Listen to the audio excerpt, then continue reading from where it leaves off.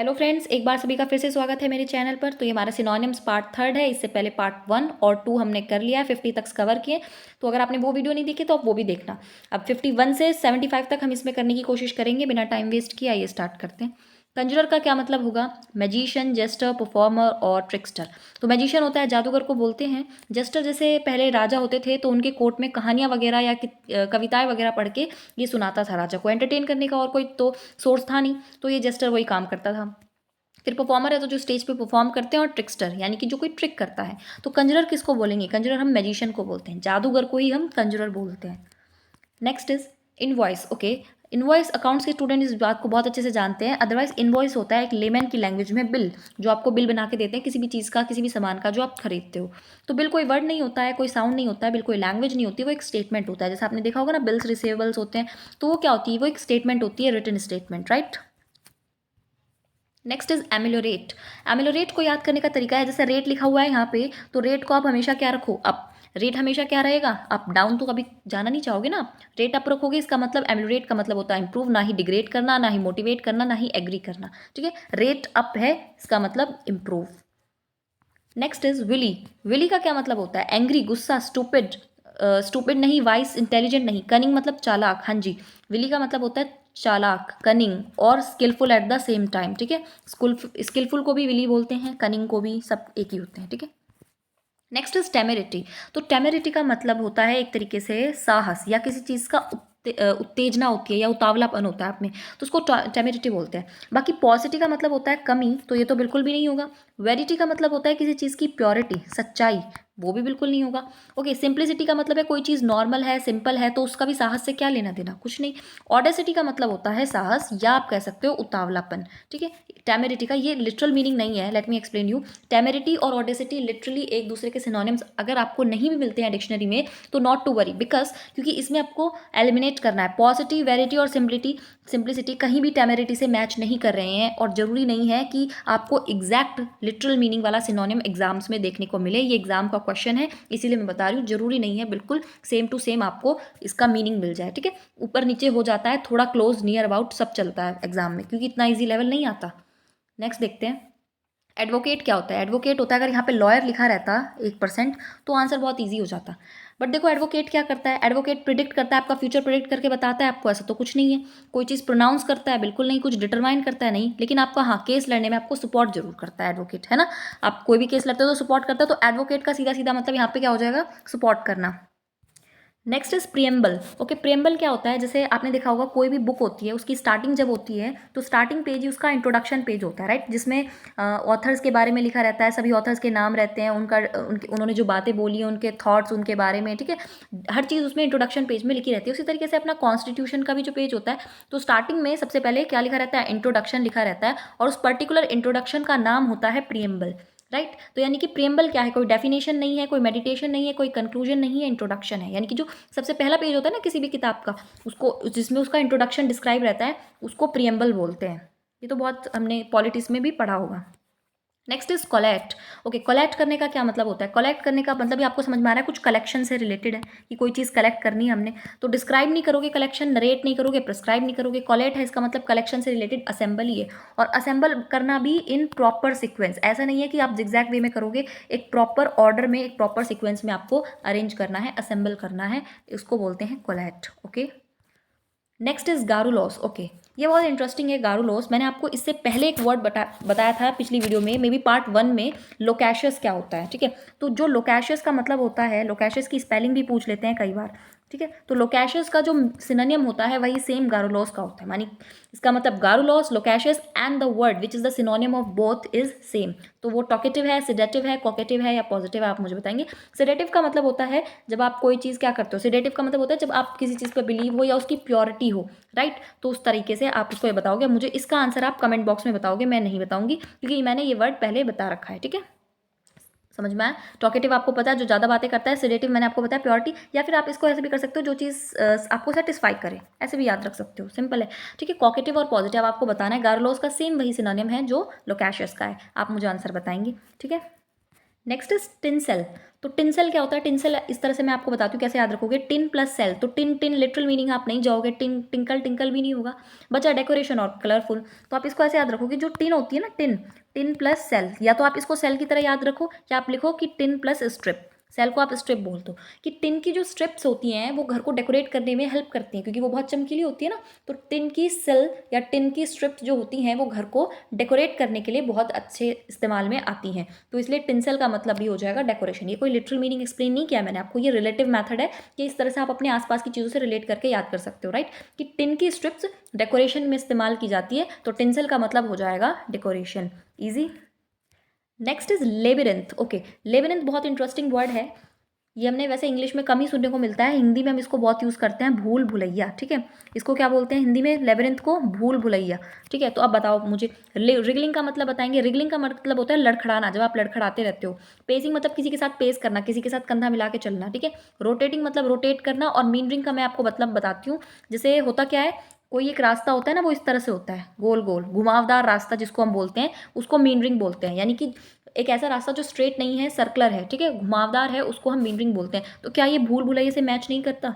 बिल्कुल भाई, रिगलिंग नहीं कर रहा है, पेसिंग नहीं कर रहा है, रोटेटिंग नहीं कर रहा है, इन चारों ऑप्शंस में मीनरिंग ही है जो लेबिरिंथ को परफेक्टली मैच कर रहा है। लेबिरिंथ इन द सेंस भूल भुलैया, और ये जो सर्कुलर रास्ता है जिसमें बहुत सारे सर्कुलर कट हैं, ये भी एक भूल भुलैया की तरह ही है। ओके, तो इसका आंसर क्या हो जाएगा? मीनरिंग।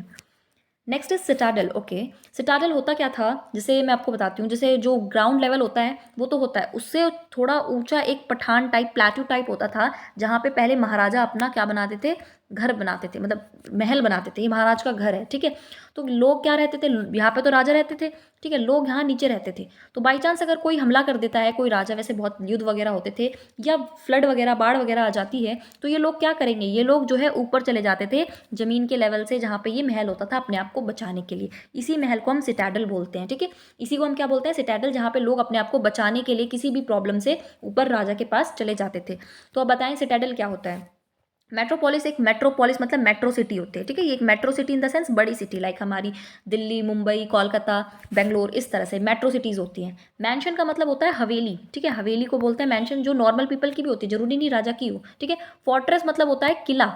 और पैलेस का मतलब भी एक तरीके से किला होता है, लेकिन ये पीपल्स के लिए, लोगों के लिए ओपन रहता है ना। जैसे राजस्थान में कितने सारे पैलेस है जहाँ पे आप विजिट कर सकते हो, राइट, और फोटो वगैरह भी ले सकते हो। तो वो पैलेस और फोर्ट्रेस में, किले में डिफरेंस है, right.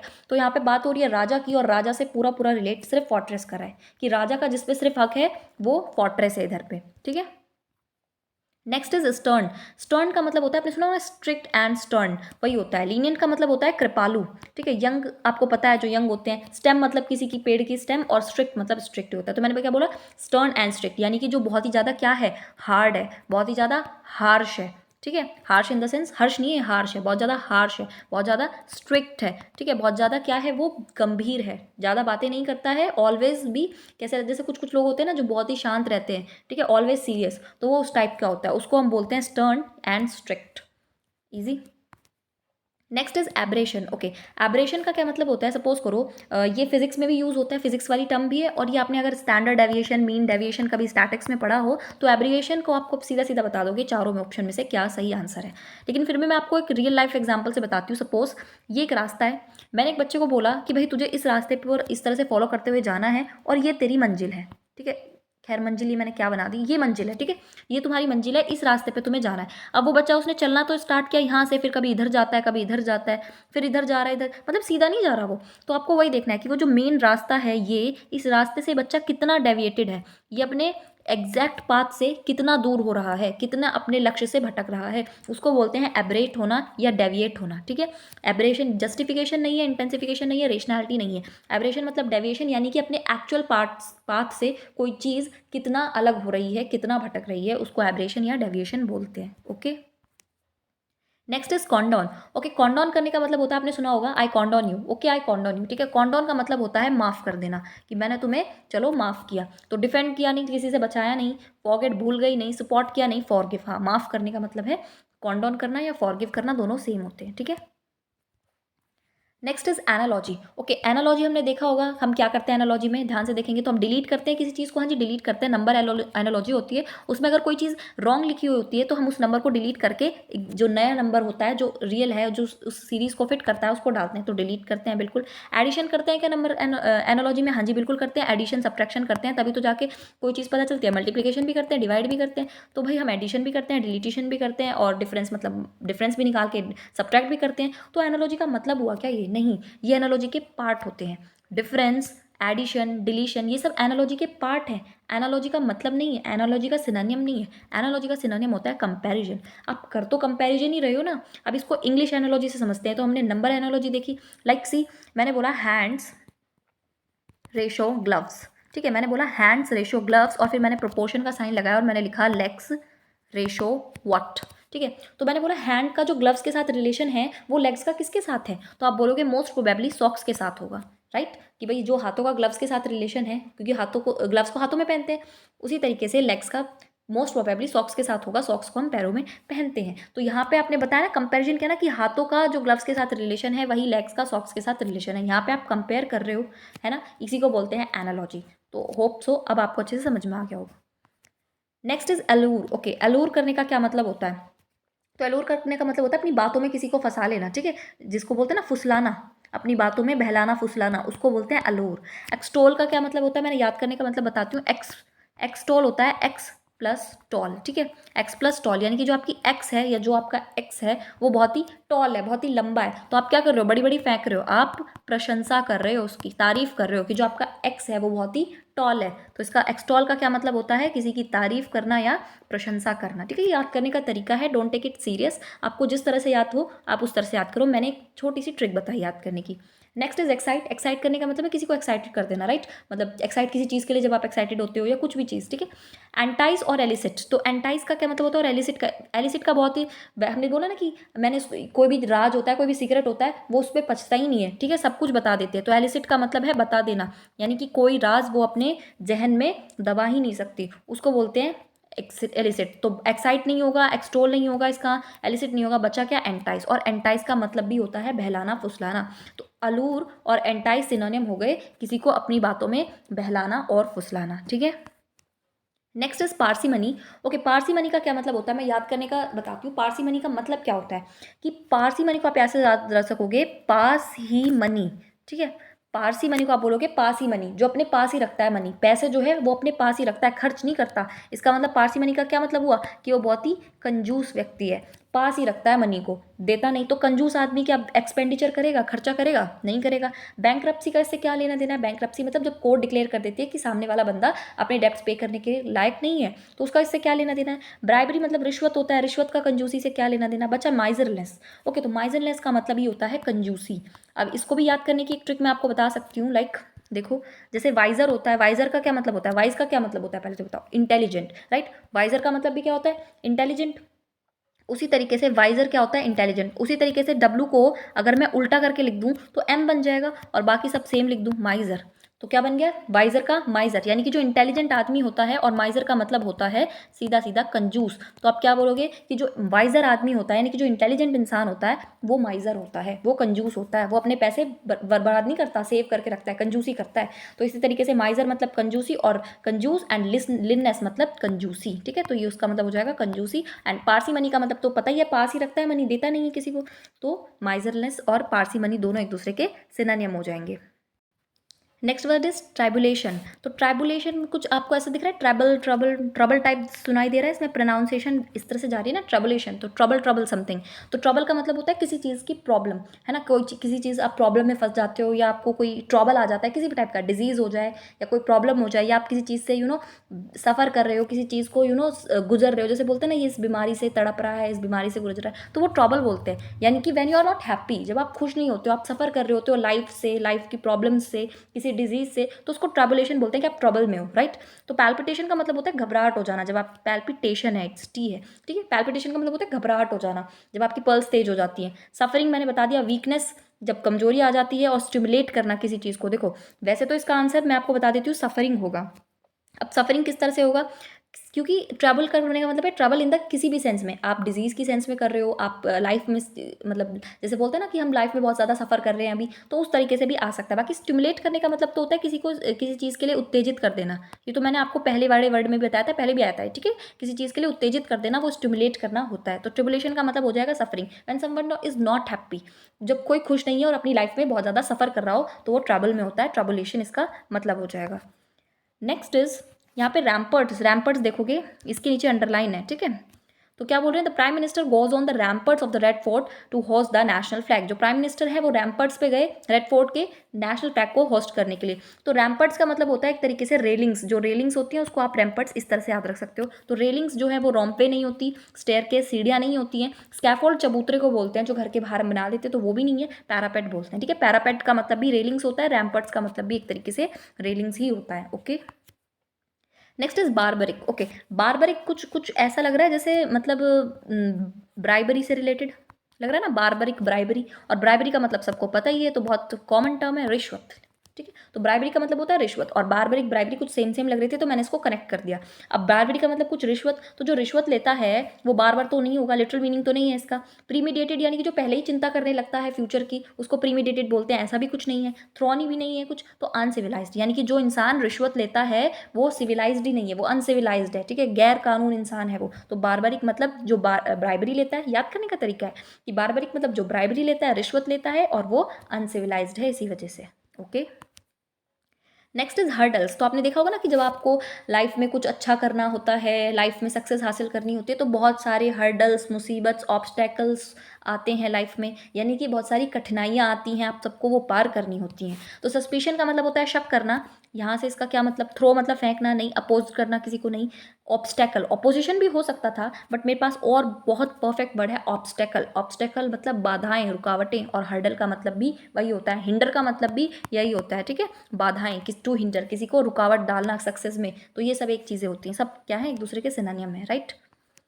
Next is deter, okay. Deter का मतलब क्या होता है, मैंने अभी बताया पीछे, जो बिल्कुल सेम है ये भी। डिटर का मतलब होता है रोक के रखना, जब आप किसी चीज़ को रोक के रखते हो, किसी को सक्सेस नहीं होने देते, है ना, या किसी को कुछ करने नहीं देते, किसी भी चीज़ में, किसी भी फील्ड में रोक के रखने का मतलब होता है डिटर करके रखना। तो आप उसको डिफर कर रहे हो, डिफरेंशिएट टाइप, कुछ डिसअप्रूव कर रहे हो नहीं, निगलेक्ट कर रहे हो नहीं। हिंडर मैंने अभी बताया था, हिंडर मतलब बाधा, यानी कि किसी के काम में आप रुकावट और बाधा पैदा कर रहे हो, तो डिटर का मतलब क्या हो जाएगा, टू हिंडर।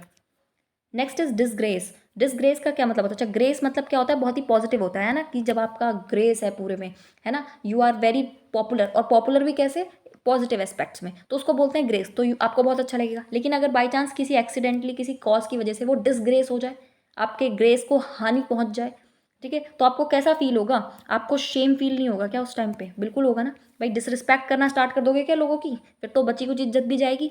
जलस करना स्टार्ट करोगे, किससे जलस करोगे, क्यों करोगे। डिसरिगार्ड करना, बड़े लोगों को रिगार्ड जो कर देते हो वो करना बंद कर दोगे, नहीं ना। अगर डिसग्रेस है, अगर आपका ग्रेस को कहीं हानि पहुंचती है, तो आपको ऑटोमेटिकली सिर्फ शर्म आएगी, शेम। तो डिसग्रेस का मतलब क्या हो जाएगा, शेम, इस तरह से आप याद करेंगे। Next is striking, okay. Striking में आपको बताती हूँ, जैसे स्ट्राइक करना, एक तो आपने सुना होगा सर्जिकल स्ट्राइक होता है, ठीक है। तो सर्जिकल स्ट्राइक बहुत ही नेगेटिव एस्पेक्ट देता है, क्योंकि हमला कर देना उसका मतलब होता है। और अगर अब मेरे पास, वैसे तो अगर कुछ मेरे पास ऑप्शन नहीं होता पॉजिटिव, तो मैं बिल्कुल नेगेटिव के साथ ही जाती। यहाँ पे वायलेंट बिल्कुल सही दिख रहा है, वायलेंट मतलब हिंसा हो जाना, हिंसा होना, लड़ाई झगड़ा होना, और आपको पता है स्ट्राइक करना, लड़ाई कर देना, तो वायलेंट इसका बहुत ज़्यादा आंसर लग रहा है। लेकिन अगर पॉजिटिव एस्पेक्ट है तो हम नेगेटिव को इग्नोर करते हैं। पॉजिटिव कैसे है, सपोज कभी कभी ऐसे सुना है आपने कि कोई कोई इंसान जो है अपनी आंखों से गोली मार देता है, मतलब जैसे सुना है ना, अखियों से गोली मारे, तो उसमें क्या होता है, उसे किसी असला बारूद की जरूरत नहीं पड़ी, उसने क्या किया, सिर्फ अपने ब्यूटी से, अपने अट्रैक्टिव बिहेवियर से ही सामने वाले को घायल कर दिया, बिना किसी स्ट्राइक किए, ठीक है, बिना हमला किए ही उसने सामने वाले को घायल कर दिया है। यानी कि अपने अट्रैक्शन से वो इतनी अट्रैक्टिव थी या था कि उसने सामने वाले को क्या किया, बिना असला बारूद के, बिना स्ट्राइक किए, बिना वायलेंट हुए ही क्या कर दिया, घायल कर दिया। तो स्ट्राइकिंग के लिए मेरे पास एक पॉजिटिव मतलब अट्रैक्टिव है, इसलिए मैं वायलेंट के साथ नहीं जाऊंगी। बाई चांस अगर अट्रैक्टिव नहीं होता तो वायलेंट बिल्कुल करेक्ट सिनोनिम हो जाता। वाइल अभी मेरे पास अट्रैक्टिव है, तो मैं अट्रैक्टिव के साथ जाऊंगी, समझ में आया। तो ये हमारे 75 वर्ड्स आज कंप्लीट हुए सिनोनिम में। वीडियो भी काफ़ी बड़ी हो गई है, तो बचे हुए हम नेक्स्ट वीडियो में कवर करेंगे। तो अगर तब तक के लिए आप इन्हीं वर्ड्स को प्रैक्टिस कीजिए, बार बार घुमा के वीडियो देखिए, याद हो जाएंगे, ठीक है। तो अगर वीडियो अच्छी लगी हो तो आप इसको लाइक कीजिए, शेयर कीजिए, और प्लीज़ चैनल को सब्सक्राइब कीजिए।